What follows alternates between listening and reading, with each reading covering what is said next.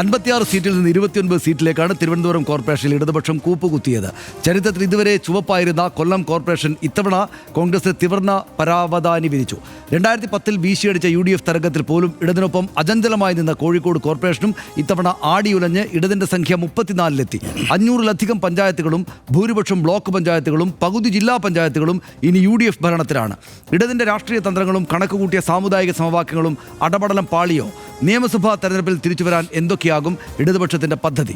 RDX rap കാണാം. മൂന്നാമൂഴം ലക്ഷ്യമിട്ട് തദ്ദേശ പോരിനിറങ്ങിയ ഇടതുമുന്നണി നേരിട്ടത് സമീപ ചരിത്രത്തിലെങ്ങും സമാനതകളില്ലാത്ത തിരിച്ചടി. കഴിഞ്ഞ തവണ 5 കോർപ്പറേഷനുകളിൽ ഭരണം നേടിയെങ്കിൽ ഇത്തവണ കോഴിക്കോട് മാത്രം. തിരുവനന്തപുരത്തും കൊല്ലത്തും നേരിട്ടത് വമ്പൻ തിരിച്ചടി. 7 ജില്ലാ പഞ്ചായത്തിൽ മാത്രമാണ് LDFന് ഭരണം നിലനിർത്താനായത്. 3-ൽ നിന്ന് 7-ലേക്ക് UDF നില മെച്ചപ്പെടുത്തി. നഗരസഭകളിൽ 44-ഇടത്തുനിന്ന് LDF ഭരണം 28-ലേക്ക് ചുരുങ്ങി. ഇടതുപക്ഷം വരിഞ്ഞ രാഷ്ട്രീയ തന്ത്രങ്ങളും കണക്കുകൂട്ടിയ സാമുദായിക സമവാക്യങ്ങളും ഒന്നുമേശിയില്ല. തെക്കൻ കേരളത്തിൽ ഉറച്ച രാഷ്ട്രീയ വോട്ടുകളൊഴികെ ഭൂരിപക്ഷ സമുദായ വോട്ടുകളുടെ വലിയ പങ്ക് UDFിലേക്കും BJPയിലേക്കുമായി വീതിച്ചുപോയി. നായർ വോട്ടുകൾ ആകർഷിക്കാൻ LDFനായില്ല. വെള്ളാപ്പള്ളി കയറിയ കാറിൽ ഈഴവ സമുദായം കയറിയതുമില്ല. ജോസ് കെ മാണി വന്നിട്ടും മധ്യ കേരളത്തിലെ ക്രിസ്ത്യൻ വോട്ടുകളും ഇടതിലേക്ക് എത്തിയിട്ടില്ല. മലബാർ മേഖല UDF പൂർണ്ണമായും പിടിച്ചു. അതായത് രാഹുൽ ഗാന്ധിയുടെ സ്ഥാനാർത്ഥിത്വം മുതൽ തുടങ്ങിയ ന്യൂനപക്ഷ വോട്ട് കേന്ദ്രീകരണത്തിന്റെ സ്ട്രൈക്ക് റേറ്റ് ഇപ്പോഴും UDFന് അനുകൂലമായി തുടരുന്നു എന്ന് തന്നെ. RDX rap news Malayalam.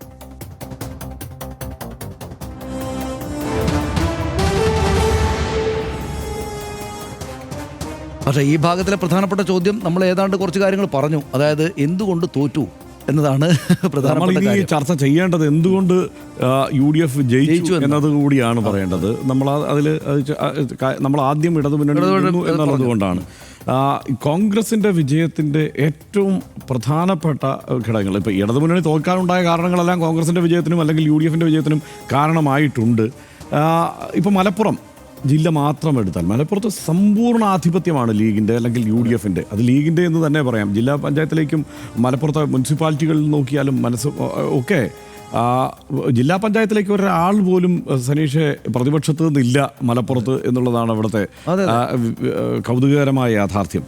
അവിടെ എനിക്ക് തോന്നിയിട്ടുള്ള ഒരു കാര്യം, ഈ ഇടതുമുന്നണിക്കൊപ്പം മലപ്പുറം ജില്ലയിൽ അടക്കം പ്രവർത്തിച്ചു വന്നവർ, ഞാൻ പെട്ടെന്ന് മലപ്പുറം പറഞ്ഞതുകൊണ്ട് അതിലേക്ക് കുറച്ച് 1-2 കാര്യങ്ങൾ പറയാമെന്ന് വിചാരിച്ചിട്ടാണ്. ഒരു 10 വർഷത്തിനിടയ്ക്ക് പാർട്ടിക്കൊപ്പം ചേർന്നവർ, ഇടതുമുന്നണിക്കൊപ്പം ചേർന്നവർ ധാരാളം പേരുണ്ടായിരുന്ന പ്രദേശമാണ് അതൊക്കെ. ഇത്തരം തെരഞ്ഞെടുപ്പ് കാലത്ത് അവിടുത്തെ ഈ സാമ്പാർ മുന്നണികളുടെയൊക്കെ ഭാഗമായി വന്ന് ചേർന്നിട്ടുള്ള പലരും അവർ പതുക്കെ അപ്രത്യക്ഷരായി എന്നുള്ളതാണ് പ്രധാനപ്പെട്ട കാര്യം. മാത്രമല്ല, അവരല്ല പാർട്ടി എന്നുള്ളതൊരു യാഥാർത്ഥ്യമാണ്. അവരല്ല പൊളിറ്റിക്സ് പറയുന്നവർ. ആ പൊളിറ്റിക്സിൻ്റെ അഭാവമാണ് അവിടെയൊക്കെ യഥാർത്ഥത്തിൽ സംഭവിച്ചുകൊണ്ടിരിക്കുന്നത്. അത് ഇടതുമുന്നണി ഒരുപക്ഷെ ഭാവിയിൽ തിരിച്ചു പിടിച്ചേക്കാം എന്നാണ് എനിക്ക് കരുതുന്നത്. എന്തായാലും നമുക്ക് കോൺഗ്രസിലേക്കും UDFിലേക്കും തന്നെ വന്നാൽ അവിടുത്തെ അഭൂതപൂർവമായ വിജയമാണ് ആ നിലയ്ക്ക് നോക്കിയാൽ എല്ലായിടത്തും ഉണ്ടായിട്ടുള്ളത്. ഒരു സംശയവും വേണ്ട, ന്യൂനപക്ഷ വോട്ടുകളുടെ ഏകീകരണം ഉണ്ടായിട്ടുണ്ട് എന്നുള്ള കാര്യത്തിൽ സംശയമില്ല. അത് ന്യൂനപക്ഷ വോട്ടുകൾ സമ്പൂർണ്ണമായി ഏകീകരിച്ചു എന്ന് പറയാൻ കഴിയില്ല. പ്രത്യേകിച്ച് മുസ്ലിം വോട്ടുകളുടെ ഏകീകരണം ഉണ്ടായിട്ടുണ്ട്. അതിന് കാരണം അവരെല്ലാം കൂടെ, നമ്മൾ മുസ്ലിങ്ങൾ നമുക്കെല്ലാം കൂടെ ഒരുമിച്ച് വോട്ട് ചെയ്യാമെന്ന് തീരുമാനിച്ച് വോട്ട് ചെയ്യുന്നതല്ല. പകരം പല കാരണങ്ങൾ, ഞാൻ നേരത്തെ സൂചിപ്പിച്ചതുപോലെ ഈ പറഞ്ഞ ഹിന്ദുത്വ കാർഡിനൊപ്പം ഇടതുമുന്നണി നിൽക്കുന്നു എന്ന പ്രചാരണം അടക്കമുള്ള വിഷയങ്ങൾ അവിടെ സ്വാധീനിച്ചിട്ടുണ്ട്. ഈ സംവരണം അടക്കമുള്ള വിഷയങ്ങളിൽ കോൺഗ്രസും മറ്റു പല സ്ഥലത്തും അത് നടപ്പാക്കിയിട്ടുള്ളതാണെങ്കിൽ കൂടി, അല്ലെങ്കിൽ അവരും ആ നിലപാടിൽ മാറ്റമൊന്നും ഇല്ലാത്ത സമീപനമാണ് സ്വീകരിക്കുന്നതെങ്കിൽ കൂടി, കേരളത്തിൽ ഈ കാര്യത്തിലെല്ലാമുള്ള പ്രതിഷേധം അത് ഇടതുമുന്നണിയോടായിരുന്നു. ആ പ്രതിഷേധം ഭരണവിരുദ്ധ വികാരമായി വളരെ പ്രകടമായി പ്രതിഫലിച്ചു. അത് UDFന് അനുകൂലമായി. ഭരണവിരുദ്ധ വികാരം അത് വളരെ കൃത്യമായി UDFന് അനുകൂലമായി. ഇനി UDFിലേക്ക് നോക്കിയാൽ നമ്മൾ ഏറ്റവും ഒടുവിൽ തെരഞ്ഞെടുപ്പിൻ്റെ ദിവസങ്ങളിൽ ചർച്ച ചെയ്ത വിഷയം എന്താണ്? രാഹുൽ മാങ്കൂട്ടത്തിൽ വിഷയം. എല്ലാ മാധ്യമങ്ങളിലും നിറഞ്ഞു നിന്നത് രാഹുൽ മാങ്കൂട്ടത്തിൽ വിഷയമാണ്. എന്താണ് UDF ആ വിഷയത്തിൽ സ്വീകരിച്ച നിലപാട്? UDF നമ്മൾ പറഞ്ഞല്ലോ, UDFിൽ ഇപ്പോൾ പല നേതാക്കന്മാർ, അടൂർ പ്രകാശിനെ പോലെയുള്ള നേതാവ് ഒക്കെ ചില വഷളത്തരങ്ങളൊക്കെ പറഞ്ഞിട്ടുണ്ട് എന്നുള്ള കാര്യത്തിൽ സംശയമൊന്നുമില്ല. പക്ഷേ അങ്ങനെയല്ല, അത് കോൺഗ്രസിൻ്റെ നിലപാടാണ് എന്ന് നമുക്ക് പറയാൻ കഴിയില്ല. നമ്മളിവിടെ കാണുന്ന മുഖം ആരുടെയാണ്? VD സതീശൻ്റെ മുഖമാണ്. ആ കാര്യത്തിൽ സംശയമൊന്നുമില്ല. കഴിഞ്ഞ തെരഞ്ഞെടുപ്പുകളിലൊക്കെ വിജയിപ്പിച്ചു കൊണ്ടുവരുന്ന ആ മുന്നണിയെ നയിക്കുന്ന, കോൺഗ്രസിനെ നയിക്കുന്ന നേതാവ് ആരാണ്? അത് VD സതീശനാണ് തൽക്കാലം. ആ കാര്യത്തിൽ മാറ്റമൊന്നുമില്ല. ആ VD സതീശൻ്റെ നിലപാട് എന്തായിരുന്നു? അത് വിട്ടുവീഴ്ചയില്ലാത്ത നിലപാടായിരുന്നു. ആ നിലപാട് ജനങ്ങൾക്ക് ബോധ്യപ്പെട്ടിട്ടുണ്ട്. അത് ആവർത്തിച്ച് അതിപ്പോൾ ഈ പറയുന്ന ഫേസ്ബുക്കിലൊക്കെ കാണുന്ന എന്താണ് സോഷ്യൽ മീഡിയയിൽ കാണുന്ന ഹോളിഗൻസ് ഒന്നും അല്ല യഥാർത്ഥത്തിൽ കോൺഗ്രസ് എന്നുകൂടിയാണ് ഈ സമയത്ത് തിരിച്ചറിയുന്നത്. അത് കോൺഗ്രസ് കൂടി തിരിച്ചറിയുന്നുണ്ടാവുമെന്നാണ് ഞാൻ കരുതുന്നത്. കാരണം ഇവരാരും ഇല്ലാതെ തന്നെ, അല്ലെങ്കിൽ മാങ്കൂട്ടത്തിലിനെയും ഷാഫി പറമ്പിലിനെ പോലെയുള്ള ഒരു ക്രൗഡ് പുള്ളറയും ഒക്കെ എതിർ ചേരിയിൽ നിർത്തിക്കൊണ്ടാണ് വി ഡി സതീശൻ ഈ തെരഞ്ഞെടുപ്പ് കാലത്ത് ഉറച്ചൊരു നിലപാടെടുത്തത്. ഈ തെരഞ്ഞെടുപ്പ് കാലത്ത് ഇനിയിപ്പോൾ നമ്മുടെ നേതാക്കന്മാരെ എല്ലാം കൂടെ പിണക്കിക്കഴിഞ്ഞാൽ ഇനി കുഴപ്പമാകുമോ എന്നുള്ളൊരു ചിന്ത പോലും വി ഡി സതീശൻ ഈ കാര്യത്തിൽ ഉണ്ടായിരുന്നില്ല. അത് ജനങ്ങളെ ബോധ്യപ്പെടുത്താൻ കഴിഞ്ഞു. നടപടിക്ക് വേണ്ടി ആദ്യഘട്ടത്തിൽ തന്നെ അത് ഉറച്ചു നിന്നു. ആ കാര്യത്തിൽ സംശയമില്ലാതെ പിന്നീട് രമേശ് ചെന്നിത്തലയും കെ മുരളീധരനും അടക്കമുള്ള നേതാക്കന്മാരും എത്തി. അപ്പോൾ നമ്മൾ കാണുന്ന സണ്ണി വക്കീൽ എന്ന് പറഞ്ഞാൽ പാൻ കേരള ലീഡറൊന്നുമല്ല. അങ്ങനെ ആ സ്ഥാനം അദ്ദേഹം അലങ്കരിക്കുന്നുണ്ടെങ്കിൽ കൂടി നമ്മൾ കാണുന്ന നേതാക്കന്മാരാരാണ്? വി ഡി സതീശനും രമേശ് ചെന്നിത്തലയും ഒക്കെ തന്നെയാണ് നേതാക്കന്മാർ. അവരാ കാര്യത്തിലൊരു നിലപാടെടുത്തു. കെ മുരളീധരനൊക്കെയാണ് കോൺഗ്രസിൻ്റെ മുഖം. അവരാ നിലപാടെടുക്കുകയും അത് ആവർത്തിച്ച് പ്രഖ്യാപിക്കുകയും ജനങ്ങളെ അത് ബോധ്യപ്പെടുത്തുകയും ചെയ്തു. ആ വിഷയം ജനം അവിടെ വിട്ടു. നമ്മൾ ചർച്ച ചെയ്തിട്ടുണ്ടാവും പിന്നെ 4-5 ദിവസം. പക്ഷേ ജനം ആ കാര്യത്തിൽ രാഹുൽ മാങ്കൂട്ടത്തിലിനെ തള്ളി, ആ നിലപാടുകളെ തള്ളി, പകരം വി ഡി സതീശൻ്റെ നിലപാടുകളെ അംഗീകരിച്ചു. സമാന്തരമായി വേറൊരു കാര്യം കൂടെ നടക്കുന്നുണ്ടായിരുന്നു. ചാനലുകൾക്ക് വെളിയിൽ പ്രധാനമായും ഓരോ കോർണറുകളിലും ഓരോ പോയിന്റുകളിലും ഓരോ വീടുകളിലും എത്തി ഇവിടെ സ്വർണ്ണക്കൊള്ള നടന്നിട്ടുണ്ട്. ശബരിമല അയ്യപ്പൻ്റെ സ്വർണ്ണ അടിച്ചു മാറ്റിയിട്ടുണ്ട്. അടിച്ചു മാറ്റിയ പാർട്ടി നേതാക്കന്മാരായ 2 പേർ, അതായത് ഒരു ജില്ലാ നേതാവ് അടക്കമുള്ള 2 പേർക്കെതിരെ ഒരു നടപടിയും ഈ പാർട്ടി സ്വീകരിച്ചില്ല. അവരെ സസ്പെൻഡ് ചെയ്യാൻ പോലും കൂട്ടാക്കിയിട്ടില്ല. അവരിപ്പോഴും ആ പാർട്ടിയിൽ തുടരുകയാണ്. പിന്നെ അവരിങ്ങനെ ന്യായം പറയുന്നതിൽ വല്ല കാര്യവുമുണ്ടോ എന്ന് ചോദിച്ചു.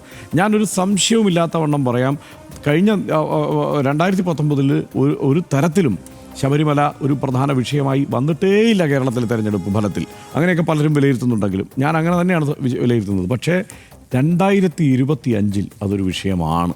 ആ ശബരിമല വിഷയമാകുന്നത് എന്തുകൊണ്ടാണ്? അവിടുത്തെ യുവതീ പ്രവേശമല്ല ഇപ്പോഴത്തെ പ്രശ്നം. അവിടുന്ന് സ്വർണം മോഷ്ടിച്ചു എന്നുള്ളതാണ്. അതൊരു പ്രധാന വിഷയമാവുകയും അതൊരു പ്രധാന തെരഞ്ഞെടുപ്പ് വിഷയമായി അവതരിപ്പിക്കുന്നതിൽ UDF വിജയിക്കുന്നത്. അതായത് ഒരു ഭാഗത്ത് ഈ ഭരണവിരുദ്ധ വികാരം, ഒപ്പം ന്യൂനപക്ഷ വോട്ടുകളുടെ ഏകീകരണം, അത് സംഭവിക്കുമ്പോൾ ഇപ്പോൾ CPM വിരുദ്ധ അല്ലെങ്കിൽ ഈ ഭരണത്തോടുള്ള എതിർപ്പ് മാത്രമല്ലാതെ ഈ ഭൂരിപക്ഷ വിഭാഗത്തിൽ നിന്ന് വരുന്ന ആളുകളുടെ വലിയ വോട്ട്, അത് ഈ ഹിന്ദു വിഭാഗത്തിൽ നിന്ന് വരുന്ന ആളുകളുടെ വലിയ വോട്ട് ഈ ഒരു കാരണം കൊണ്ട് കേന്ദ്രീകരിക്കാനും അത് സ്വാംശീകരിക്കാനും ഒക്കെ അത് സ്വരൂപിക്കാനും ഒക്കെ കോൺഗ്രസ്സിന് കഴിഞ്ഞു എന്നുള്ളത് കൂടിയാണ് യാഥാർത്ഥ്യം. ആ പ്രചാരണം താഴെത്തട്ടിൽ നടന്നത് വേണ്ട രീതിയിൽ ഇവർ കണ്ടില്ല. ഒരു കാര്യം കൂടിയുണ്ട്, ഒറ്റ കാര്യം കൂടി. താഴെത്തട്ടിലുള്ള കോൺഗ്രസിൻ്റെ പ്രവർത്തകരുടെ സംഘടനാബലം കണ്ട ഒരു തെരഞ്ഞെടുപ്പാണിത്. ഇത് അവരുടെ ഒരു അവസാന പോരാട്ടമാണ് എന്ന തോന്നൽ നിലനിർത്തിക്കൊണ്ടുള്ള ഇടപെടൽ താഴെത്തട്ടിലെല്ലാം നടത്തി. എൻ്റെ വീട്ടിൽ 3 തവണ കോൺഗ്രസിൻ്റെ സ്ലിപ്പ് തരാൻ വേണ്ടിയിട്ട് വന്നു. അത്രയും തവണ LDFൻ്റെ ആളുകൾ വന്നിട്ടില്ല. ഒരു തവണ LDF വന്നു, 3 തവണ UDF വന്നു എന്ന നിലയ്ക്ക് താഴെത്തട്ടിൽ അവരുടെ പ്രവർത്തനം അവർക്ക് സംഘടിപ്പിക്കാൻ കഴിഞ്ഞു. അതും വിജയകാരണം. അതാണ് ഇതിനകത്ത് ഈ പറഞ്ഞ കാര്യങ്ങളെല്ലാം ഞാനും യോജിക്കുന്നതാണ്. അതിനോടൊപ്പം ഹർഷ, അതായത് നമ്മുടെ നാട്ടിൽ സെക്യുലറിസത്തിന് മതേതരത്വത്തിന് വലിയ വോട്ട് മൂല്യമുണ്ട് എന്ന് തെളിയിക്കപ്പെട്ട ഒരു തെരഞ്ഞെടുപ്പായിട്ട് കൂടിയാണ് ഞാനിതിനെ കാണുക. ഇതിപ്പോൾ ചിലപ്പോൾ ഒരുപക്ഷെ ഞാൻ വിചാരിക്കുന്നത് ഇടതുപക്ഷത്തിലെ ചില നേതാക്കളെങ്കിലും ഇത് വർഗീയമായിട്ടുള്ള ഒരു ചേരി തിരിവിൻ്റെ ഫലമായിട്ടാണ് ഞങ്ങൾക്ക് ഇത്ര വലിയ തിരിച്ചടി ഉണ്ടായത് എന്ന് ഒരുപക്ഷെ പിന്നീട് വിലയിരുത്തിയേക്കാം. കാരണം തെരഞ്ഞെടുപ്പിന് മുമ്പ് അവർ മുന്നോട്ട് വെച്ചൊരു പ്രധാനപ്പെട്ട പ്രചാരണ സംഗതി അതായിരുന്നല്ലോ. ജമാഅത്തെ ഇസ്ലാമിയെയും ഒരു ഭാഗത്ത് ജമാഅത്തെ ഇസ്ലാമിയും മറ്റേ ഭാഗത്ത് RSS അടക്കമുള്ള സംവിധാനങ്ങൾ ഇതിനെ കമ്മ്യൂണലൈസ് ചെയ്യുന്നു. അപ്പോൾ സാധാരണ നമ്മൾ കേൾക്കാറുള്ളത് ഈ മഴവിൽ മുന്നണി ഒന്നാകെ നിന്നിട്ട് ഞങ്ങൾക്കെതിരായിട്ട് പ്രവർത്തിക്കുകയും ഞങ്ങൾക്ക് പരാജയം ഉണ്ടാവുകയും ചെയ്തു എന്നൊരു വിലയിരുത്തൽ സാധാരണ ഇതിൽ ഉണ്ടാകാറുണ്ട്. അപ്പോൾ ഒരുപക്ഷെ അതായിരിക്കും പ്രധാനമായിട്ടും ഇടതുപക്ഷത്തിൻ്റെ ഭാഗത്ത് നിന്ന് വരിക എന്ന് ഞാൻ വിചാരിക്കുന്നു. പക്ഷേ അത് രാഷ്ട്രീയമായിട്ട് അതിനെ നമുക്ക് ആ നിലക്ക് കാണുകയും ചർച്ച ചെയ്യുകയും ചെയ്യാം. പക്ഷേ നമ്മുടെ നാട്ടിൽ ഈ പ്രധാനപ്പെട്ട നമ്മുടെ കക്ഷികൾ വർഗീയമായിട്ട് നിലപാട് സ്വീകരിക്കുന്നോ എന്ന ഭയപ്പാട് നമ്മൾ നേരത്തെ കഴിഞ്ഞ ആദ്യ ഭാഗത്ത് പറഞ്ഞ വെള്ളാപ്പള്ളി നടേശനോട് മൃദുവായിട്ട് നിൽക്കുക, ഒരു ഹിന്ദുത്വ അനുകൂല നിലപാട് ഇടതുപക്ഷത്തിനുണ്ടോ എന്ന സംശയം, അത് ഈ ഹർഷൻ നേരത്തെ പറഞ്ഞ പോലെ മുസ്ലിങ്ങളെപ്പാടെ ഇതിനെതിരെ വോട്ട് ചെയ്യുന്നു എന്നല്ല, നമ്മുടെ സെക്കുലർ മനസ്സുകളെപ്പാടെ ഇതിന് ഓപ്പോസിറ്റ് തിരിഞ്ഞു നിന്നോ എന്നൊരു സംശയം എനിക്ക് ആ കാര്യത്തിലുണ്ട്. അതായത് അത് പോസിറ്റീവായിട്ടൊരു കാര്യമാണ്, ഞാനത് നെഗറ്റീവായിട്ടല്ല കാണുന്നത്. ഈ തെരഞ്ഞെടുപ്പ് വിധിയെ വളരെ പോസിറ്റീവായിട്ട് കാണുന്ന ഒരാളാണ് കേട്ടോ ഞാൻ. അതായത് വളരെ പോസിറ്റീവായിട്ടുള്ള കാര്യം എന്താണെന്ന് വെച്ചാൽ അങ്ങനെയൊരു സംഗതിക്ക് മുകളിലാണ് ഇടതുപക്ഷത്തോട് ഒരു വിദ്വേഷവും എതിർപ്പും ഉണ്ടാകുന്നത്. അത് നിങ്ങളുടെ സ്റ്റാൻഡിൽ നിന്ന് പോവുകയാണോ? ശരി തെറ്റുകളെക്കുറിച്ചല്ല ഞാൻ പറയുന്നത്. ആ പ്രചാരണം വരികയും മറ്റും ചെയ്തപ്പോൾ ആ പ്രചാരണം മറിച്ചുകളെ വീടാൻ ആവശ്യമായിട്ടുള്ള അടയാള സംഭവങ്ങൾ ഈ CPM സെക്രട്ടറിയുടെ ഭാഗത്തുനിന്നും മുഖ്യമന്ത്രിയുടെ ഭാഗത്തുനിന്നും ഉണ്ടാകാതിരുന്നപ്പോൾ ഇത് ഇങ്ങനെ സംഭവിക്കുകയാണോ എന്ന് ഭയന്ന തോന്നലുണ്ടായ ആളുകൾ ഇപ്പുറത്തേക്ക് മാറുകയാണ് ചെയ്തത്. യഥാർത്ഥത്തിൽ മതേതരത്വം കേരളത്തിൽ ഇല്ലാതാകുന്നു എന്ന സൂചന നൽകുന്ന തെരഞ്ഞെടുപ്പ് വിധിയല്ല ഇത്. മറിച്ച് മതേതരത്വ ചിന്തയാണ് നമ്മുടെ നാട്ടിൻ്റെ ഏറ്റവും പ്രധാനപ്പെട്ട സംഗതി എന്നൊന്നുകൂടെ തെളിയിക്കുന്ന കാര്യമായിട്ടാണ് ഞാനതിനെ കാണുന്നത്. ജമാഅത്തെ ഇസ്ലാമി അടക്കമുള്ള കാര്യങ്ങളുടെ ചർച്ച, അതിൻ്റെ കാര്യങ്ങളൊക്കെ വീണ്ടും തുടരും. ഞാനിത് പറയുന്നത് ഈ UDF മുന്നേറ്റം കൊണ്ട് മാത്രമല്ല, BJP ഉണ്ടാക്കിയ മുന്നേറ്റം നോക്കൂ. BJP ഉണ്ടാക്കിയ മുന്നേറ്റം ഒരിക്കലും ഹിന്ദുത്വ സംഗതികൾ പറഞ്ഞിട്ടല്ല എന്ന് നമ്മളിവിടെ കാണണം. ഹർഷ, ഒറ്റ കാര്യം ഞാൻ ഓർക്കാം. അതായത് സ്കൂളിലെ തട്ടം വിവാദം വന്നില്ലേ, ഒരു പെൺകുട്ടി തട്ടം ഉണ്ടായി, അവിടെ സ്കൂളിൽ വിവാദം ഉണ്ടായപ്പോൾ തെരഞ്ഞെടുപ്പ് കാലത്തേക്ക് അടുക്കുകയായിരുന്നു. ഞാൻ പ്രത്യേകമായിട്ട് ശ്രദ്ധിച്ചത് BJP അങ്ങേയറ്റം കനത്ത നിശബ്ദതയാണ്. അതായത് കളമശ്ശേരിയിൽ ഒരു ബോംബ് സ്ഫോടനം ഉണ്ടായപ്പോൾ ആദ്യ അരമണിക്കൂറിനകത്ത് തന്നെ അത് മുസ്ലിങ്ങൾക്കെതിരായിട്ടുള്ളൊരു സംഗതി ആയിട്ട് വർത്തമാനം പറഞ്ഞ ആളാണ് രാജീവ് ചന്ദ്രസേന ഇവിടെ വന്നിട്ട് സംസ്ഥാന അധ്യക്ഷനായത്. ആ സംസ്ഥാന അധ്യക്ഷൻ ഇരിക്കെ പോലും ഇങ്ങനൊരു വിവാദം ഉണ്ടായപ്പോൾ, ഈ കർണാടകയിലൊക്കെ നടന്ന സംഭവത്തിന് തൊട്ടു പിന്നാലെ ഈ വിവാദം ഞങ്ങൾ ഏറ്റുപിടിച്ചിട്ട് ഹിന്ദുത്വ കൺസോൾട്ടേഷൻ ഉണ്ടാക്കാം എന്ന വിചാരം അവർക്കുണ്ടാകാത്തതിന് കാരണം ഇവിടെ വോട്ടുണ്ടാക്കുന്നത് സെക്യുലറിസവും മതേതരത്വത്തിൻ്റെയും കാര്യമാണ് എന്തുകൊണ്ടാണ്. അതുകൊണ്ടാണ് ഞാൻ പറഞ്ഞത് ഇവിടെ അവർ ഒരു മുസ്ലിം സ്ഥാനാർത്ഥി നിർത്തി വിജയിപ്പിച്ചു. BJPക്ക് ഒരു മുസ്ലിം സ്ഥാനാർത്ഥി വിജയിച്ചു എന്നാണ് ഞാൻ മനസ്സിലാക്കുന്നത്. വിജയിച്ചു. നേരത്തെ നമ്മൾ വായിക്കുമ്പോൾ വിജയിച്ചിരിക്കുകയായിരുന്നു, മുംതാസ് എന്ന മറ്റോ പേരുള്ളത്. ഇവിടെ അവരുടെ സ്ട്രാറ്റജി വേറെയായിരിക്കും. കാരണം കേരളത്തിൻ്റെ സവിശേഷമായിട്ടുള്ള ഈ മതേതരത്വത്തിന് വോട്ട് മൂല്യം വളരെ വലുതാണ് എന്ന് തിരിച്ചറിയുന്നവരിൽ BJP പോലും ഉണ്ട്. അത് നിലനിർത്താനുള്ള നമ്മുടെ കാര്യങ്ങൾ ചെയ്യേണ്ടുന്ന കാര്യങ്ങൾ ചെയ്തോ എന്ന് ചോദിച്ചാൽ UDF അത് സമർത്ഥമായിട്ട് തന്നെ ചെയ്തിട്ടുണ്ട്. UDF ജമാഅത്തെ ഇസ്ലാമിയെ കാണിച്ച് പേടിപ്പിക്കാൻ വന്നപ്പോൾ നേരത്തെ പറഞ്ഞ VD സതീശൻ പോയി പണി നോക്കൂ എന്നുള്ള മട്ടിലാണ് പ്രതികരിച്ചത്. അതിനെ നിസ്സംഗമായിട്ടാണ്. എന്ന് വെച്ചാൽ അത് ജമാഅത്തെ ഇസ്ലാമിക്ക് മതരാഷ്ട്രവാദം ഇല്ല എന്ന് പോലും അദ്ദേഹം കടത്തി പറഞ്ഞു. അത്ഭുതം ഉണ്ടാകുന്ന നിലപാടായിരുന്നു. എന്തുകൊണ്ടാണ്? അതായത് ഈ അത്തരം ചർച്ചകൾ ഇവിടെ വിലപ്പോവില്ല. അത്തരം ചർച്ചകൾ വെച്ച് ഞങ്ങളെ ഒറ്റപ്പെടുത്താൻ നോക്കിയാൽ ഈ ഘട്ടത്തിൽ പോകില്ല. അതിനപ്പുറത്ത് നിൽക്കുന്ന മതേതര രാഷ്ട്രീയം, ഹിന്ദുക്കളും മുസ്ലിങ്ങളായിട്ടുള്ള ആളുകളാണ് ഈ വോട്ട് നിർണ്ണയിക്കുന്നത് എന്ന തോന്നൽ അദ്ദേഹത്തിന് ഉണ്ടായിരുന്നു എന്നാണ് ഞാൻ വിചാരിക്കുന്നത്. അദ്ദേഹത്തിന് ഉണ്ടായാലും ഇല്ലെങ്കിലും അതാണ് പ്രതിഫലിച്ചത് എന്ന കാര്യം കാണേണ്ടതുണ്ട്. ഇവിടെ വർഗീയതയുടെ കൺസോൾട്ടേഷൻ അല്ല ഉണ്ടായിരിക്കുന്നത്, സെക്യുലറിസത്തിൻ്റെ കൺസോൾട്ടേഷനാണ് ഉണ്ടായിരിക്കുന്നത് എന്ന് വിലയിരുത്താനാണ് ഞാൻ ആഗ്രഹിക്കുന്നത്.